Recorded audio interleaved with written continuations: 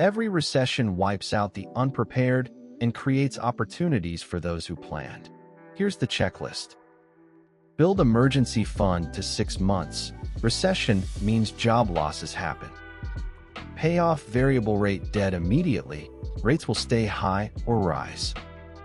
Cut discretionary spending 20% and bank the difference. Become the person who's hardest to let go. Upskill now. Diversify income. Start a side hustle before you need it.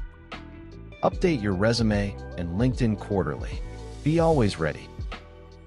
Don't stop investing. Recessions are sales on stocks. Keep buying index funds through the downer. Dollar cost averaging wins. Avoid individual stocks, crypto, and speculative assets. Recessions create opportunities. Real estate gets cheaper. Businesses are for sale at a discount. Those who prepared become more financially powerful post-recession. Download my recession preparedness checklist at https://fundbiz.gumroad.com. If this helped you at all, please hit the like button right now. It tells YouTube this video is worth showing to more people. And subscribe and tap the notification bell so you never miss a tip. We post every Monday, Wednesday, and Friday.